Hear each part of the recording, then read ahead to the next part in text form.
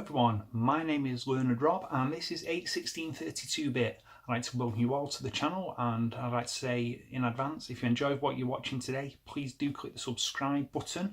Well, today, for my first time for the camera, I thought we'd talk about, again, I think is criminally underrated and is one of my all-time favourites for the Mega Drive, and that game will be Alisia Dragoon. It's an action platformer which has some quite generic late 80s heavy metal artwork on the front of it. It's by Game Arts and Gainax, and it's just a whole bunch of fun. It got some really good review scores when it first came out from magazines like Mean Machines, but it just didn't sell that well. I first saw it pre-owned for, I think it was like £12 back in 1993. I think the copy I have now I must have paid about £7 or £8 for, but it is well worth owning.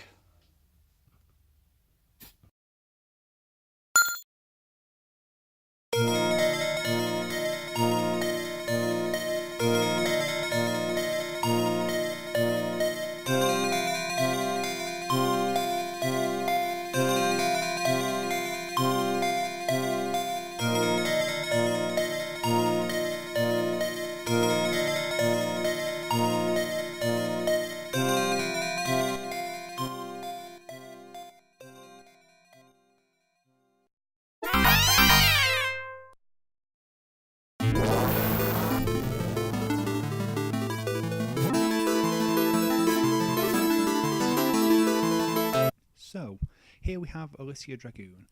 As you can see, it's an action platformer. The style is very Japanese. It was one of those games that was converted over in the early 90s with a few changes made. The plot was certainly changed for the game, but it looks pretty good to be fair. But as I said, it's an action platformer. What you can see is you have your little dragon helper with you, which acts in a similar way to the pods in R-Type, and it's like an extra weapon that assists you in taking on the waves of bad guys. And when I say waves, as you can see, I mean waves. Now, your main weapon is the lightning that's fired from your hands. This is good because it can be recharged, but it runs down pretty quickly, and if you're not careful, you can find yourself surrounded by enemies unable to attack, which obviously is not ideal, certainly in later stages of the game where things can become very, very fraught indeed. Now, both yourself with your lightning and health and your dragons, of which I think there are 3 or 4, can be powered up as you go through the game by collecting little symbols that you pick up as you play.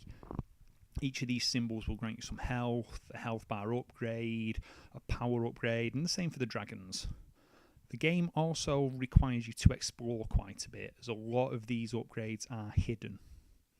This isn't usually a problem, as most people enjoy exploring platformy type games like this, but as I said, with the bad guys, this can get bad because they do tend to regenerate. You'll clear an area, go find a secret, come back through, the bad guys are back. But this just adds to the challenge. Now, it isn't an easy game, but once you get used to how the weapons and the dragons are handled, it's not a particularly hard game either. I personally am absolutely rubbish at action platformers. Put me down and have me play a Contra game, and I'm lucky if I make it to the end of the first level with all my lives intact. On this, I can plough through it. Okay, I've never completed the game, but I have got to the last level, and it wasn't too hard. It probably took me half an hour to 45 minutes of trying, dying, going back, trying again. Now, this game, as I mentioned in the intro, reviewed at the time really well. It was a genre that was very well represented on the Mega Drive. But for some reason, despite great reviews from magazines, as I said, like Mean Machines, Alisia Dragoon just didn't sell. Possibly because of its slightly generic looking artwork on the box, and there was no real promotional campaign for the game. It kind of came out, it was there, it was gone.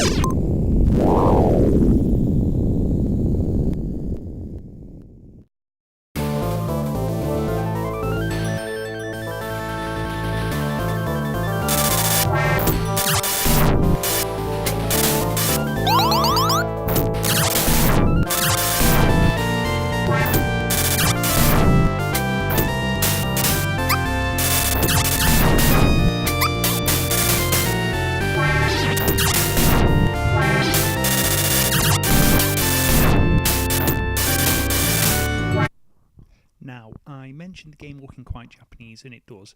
Now, to me, this is a pretty middle of the road looking Mega Drive game. It doesn't look bad, it doesn't look superb, it looks good.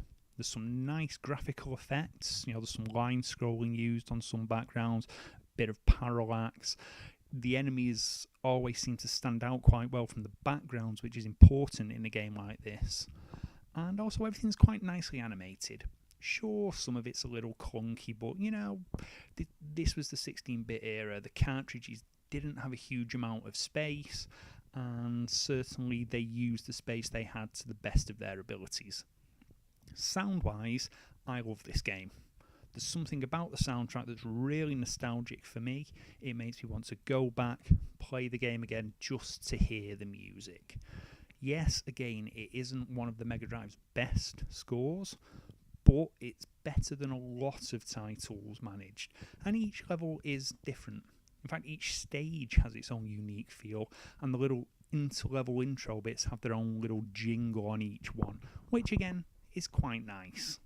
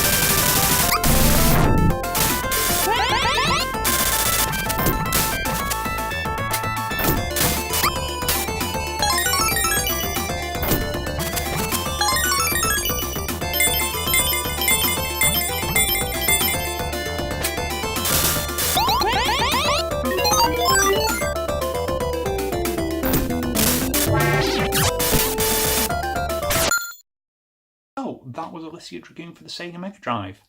I hope you enjoyed what I had to say about it. I hope you enjoyed seeing the game in action. And I hope, like I said at the start of the video, if you enjoyed this, you will like and subscribe to the channel, and I can keep on doing these videos. It would be really fun to do more of them, but if people aren't going to watch them, I am going to do them, because frankly my ego won't let me not do them. So anyway, I've been Learner Drob. This has been 81632-bit. Thanks for watching.